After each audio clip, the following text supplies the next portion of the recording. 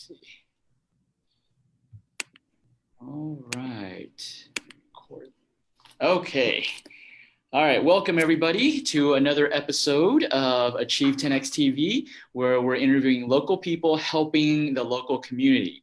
And today I'm excited to introduce you to Meganturnipseed. She is a local realtor. And so Megan, welcome to the show. Hi, thank you so much for having me. So Megan, tell us a little bit about yourself.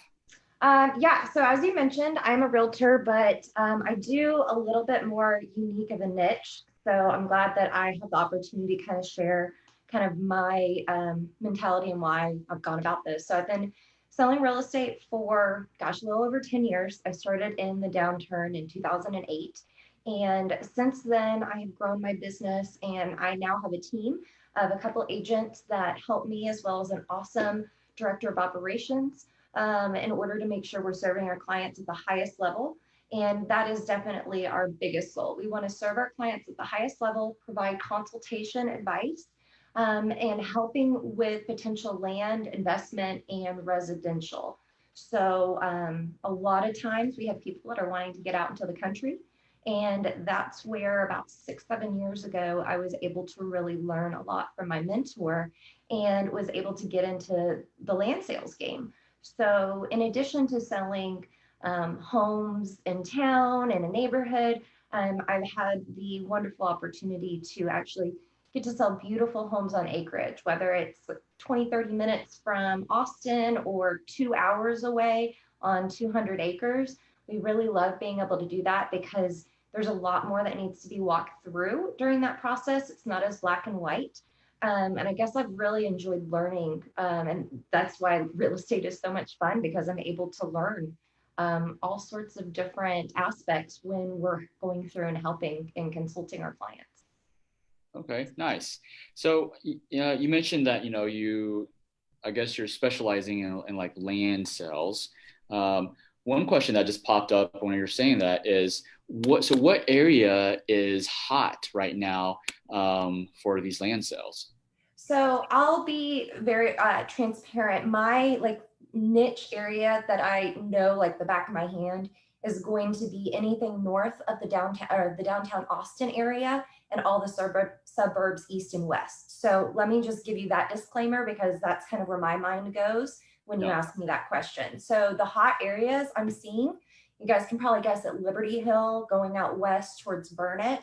And even here in Georgetown, if you can find land, Georgetown, Gerald, these little tight areas that have had a lot of growth, those are still really popular because people are seeing the tax rates are a lot lower.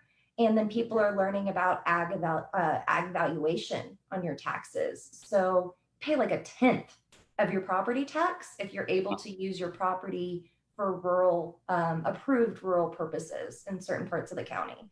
So that's huge for a lot of people. So when you say approved rural service, what are those rural services? So that's going to be, really, it's going to be crops and animals. So if you're a farmer, if you've got, I've got some land for sale right now, they're growing corn on, they've grown cotton on, and they're producing an agricultural type product, that's where you're able to take advantage of that benefit. So if you've got cattle, you're probably selling them to slaughterhouses, or you are selling them off for production of cattle, or even milk products, things of that nature. Goats are really popular in this area because they're kind of fun. They're great for milk, and there's a lot of really fun things. Like there's a lot of kids doing FFA, and these are really great ways for people to educate their kids, keep their taxes lower. But the big thing is you have to have enough space for that. So the counties do regulate that. And so that's one of the unique areas that you have to be able to know about in order to help guide our clients the best way when that's a goal for them.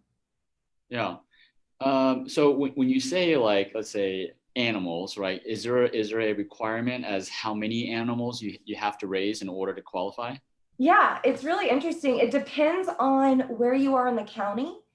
For example, Williamson County, we've got on the east side of the interstate, of 35, you'll notice the land is very different. It's very flat and you've got good dirt.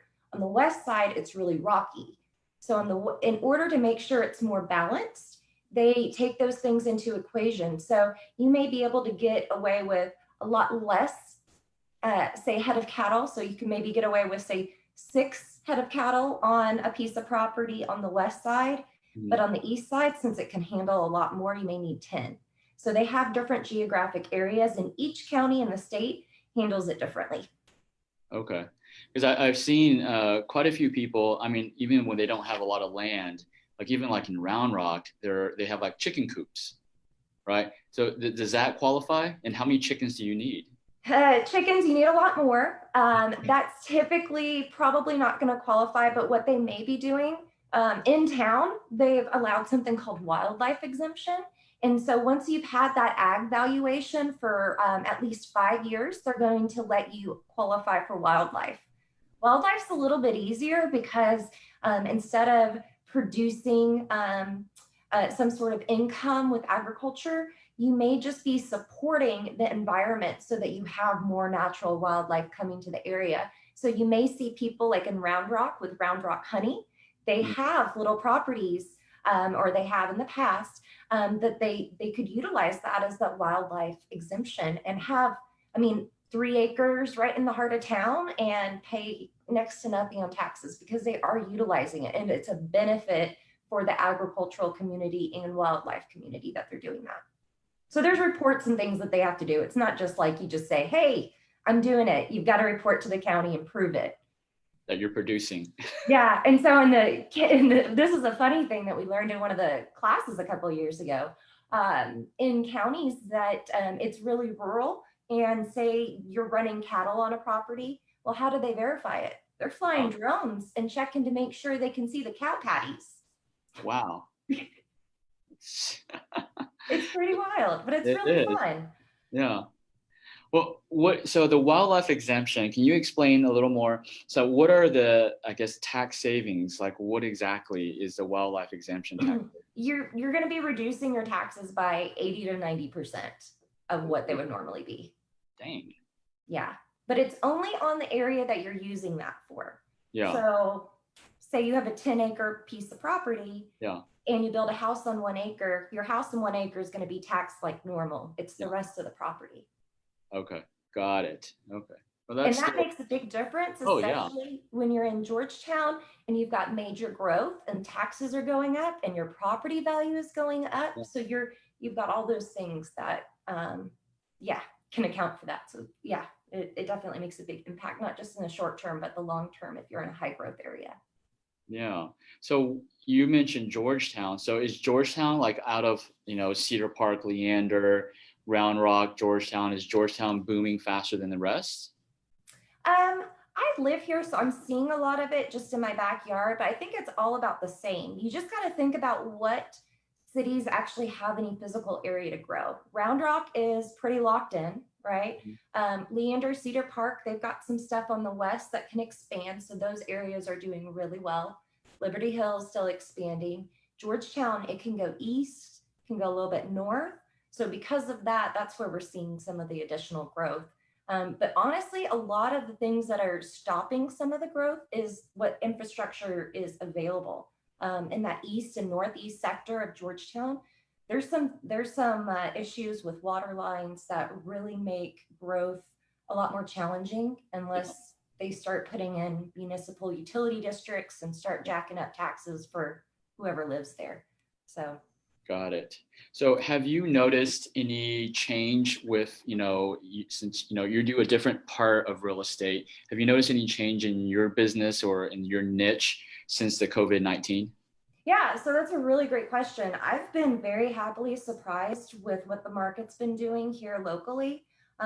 It seems as if we're insulated with us having so much tech and that being able to utilize to be working at home. That I think is a major factor.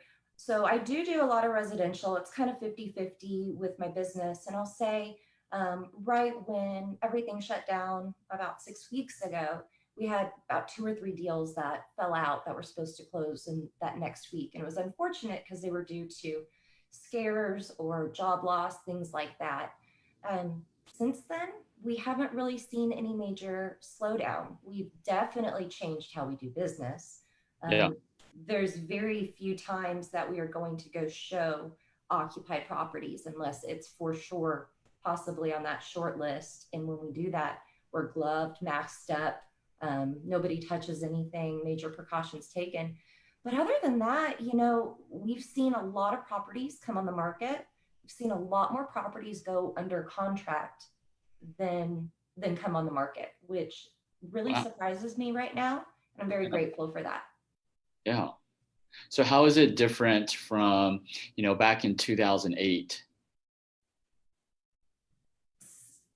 So right now it's extremely different. And I really am glad you're asking that, because a lot of people I think are concerned about having a major housing crisis or a major economic, collapse. I can't say for the rest of the economy, but I can tell you that we are in a very different place here in Texas and just nationwide for housing.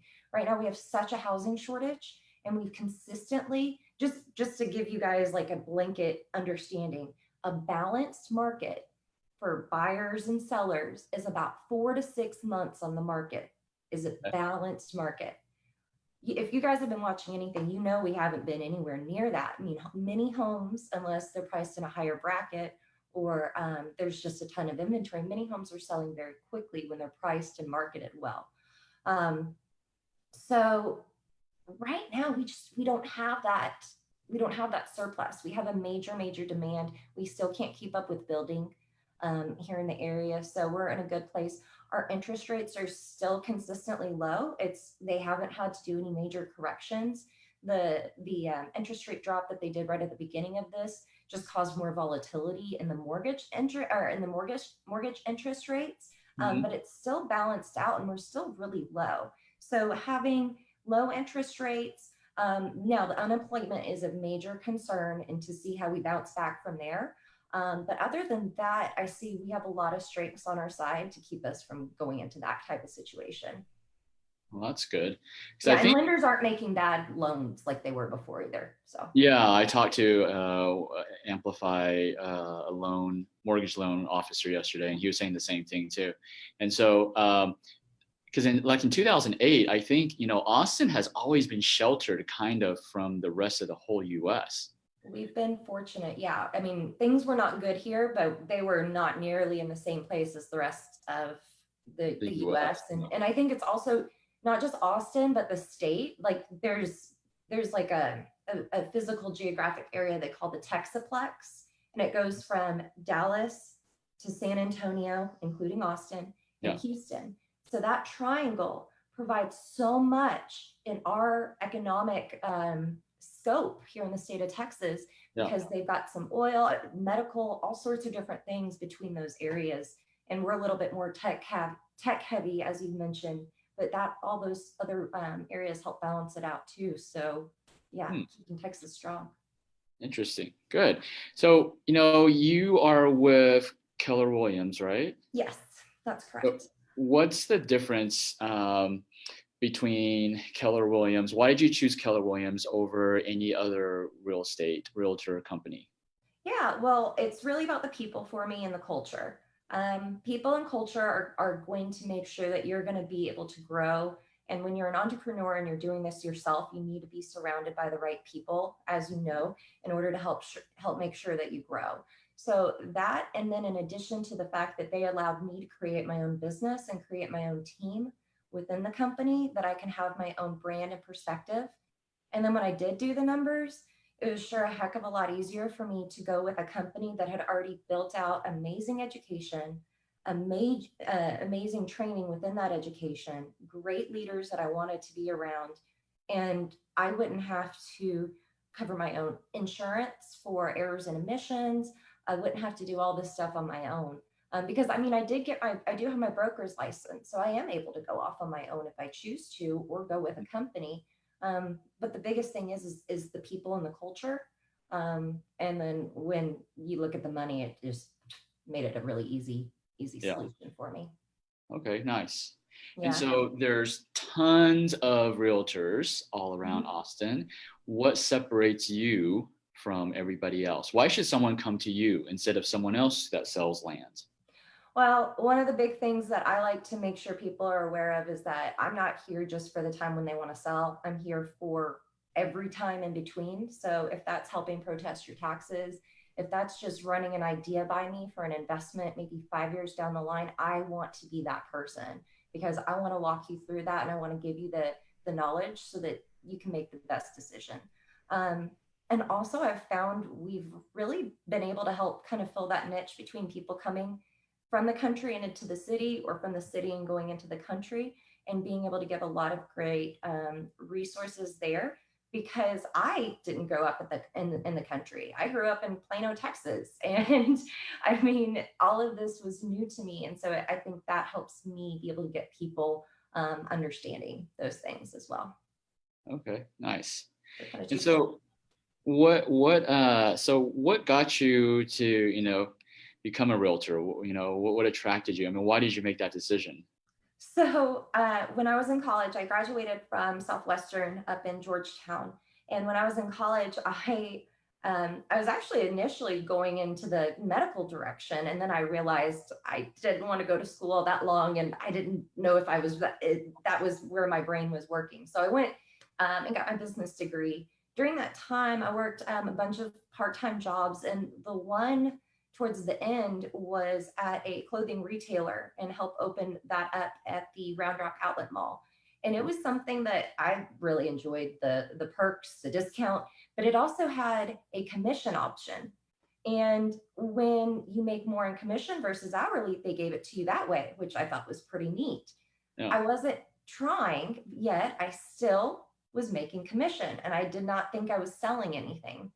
During that same time, my dad was wanting to invest in an off-campus home for me and some other students to rent because honestly, it was going to be cheaper than staying on campus and it'd be a good investment. Well, I found a property in a great location, may have happened to be next door to a guy that I liked at the time, but that's beside the point. And we invested in the property. He was wonderful enough. He made it very clear he was putting up the money, but he was not going to be hands-on. That was going to be my job. So I painted, had appliances delivered, and going through that whole process, I learned to really appreciate that side of things. Yeah. And my mom's best friend at the time was a realtor, and she was like, "Why not do this?" Yeah. So I started getting, started getting my education right after I graduated college. Got licensed within 2 months. And then we had that fun October of 2008, where I think there was just like 1 week where everything just went right down the tube. Yeah. And I remember everybody's perspective in the office, and I didn't know what to think because I had just barely gotten there. So. Nice. All right. Well, Megan, any last, nuggets, especially during this time, we're like, why don't we, what are some common questions that people ask you that I haven't asked? What are some common questions that people ask you, especially during now? Because the questions now may be a little different than what they were, 6 months ago. Yeah. So the three things are all, of course, financially related. So Mhm. mortgage forbearance, making sure you understand what that means and you read the fine print. Many times this is going to be added on, or you may have to repay it in double payments within a couple months or less than a year. Check out what your mortgage company is offering you. If you are in a situation where you need help and you're reaching out, absolutely reach out, see what's available, but read the fine print and make sure you're not getting yourself into trouble. So that's one thing. Second thing is this time of year in general, protesting property taxes. So I'm doing a lot of that right now. It's all going to be digital, making it pretty simple and easy. So providing my clients with information so that they can use that as ammo to back them up and keeping their property taxes down. And then the other thing, with interest rates that have dropped, refinancing. Refinancing is something that it is good to look at if you have some equity in your home, or if your interest rate is, say, above 4.25. We saw a lot about volatility in the interest rates, but right now they're consistently fairly low. We are in it. 3.5 to 4 on the high side in general. So you can definitely talk with a lender about that. It may be worthwhile. We did it, no money out of pocket, I guess a few months ago, and we're saving $80 a month now. And so it just took us going through some paperwork and signing some stuff, and no closing costs, and all rolled in. So it's worth looking at that to see if that may help you financially as well. Awesome. Appreciate the info, Megan. Yeah. All right, Megan. Well, thank you for spending the time and educating us about what's going on, especially in your niche. I think actually there's a lot of information that I didn't know, so that was pretty cool. And just any last words? Just want to be a resource. So if anybody has any questions, or if any other realtors would love to connect and market and network, I would love to help there. And I do teach a farm and ranch class for realtors to help make sure that they're educated on the contracts. So if anybody wants that. So where can people find you? You can find me on my website, which I will go ahead and post in the comments below when we get done here, turnipseedrealestate.com. And I'll also post my Facebook and my YouTube and all my other fun stuff for you guys to check out and see some cool properties and builders and land we've got. Sweet. All right, Megan, thank you for your time. And yeah, make sure you post, and even for your class. Are you teaching it for Keller Williams, or is it for your business? It's for everybody. And then I'm also doing some question and answer sessions on Zoom for realtors and public about land. So we'll be getting some of that lined up in the next, we're going to be doing probably 2 of those this month. And so I'll put the information there as well. Yeah, make sure you put that information so people can get it if they're, wanting to get some info on that. Perfect. All right. Well, again, thank you, Megan, for taking your time, and thanks for the info. Absolutely. Right. Thanks, all right. Jimmy. Bye. Bye. Thank you.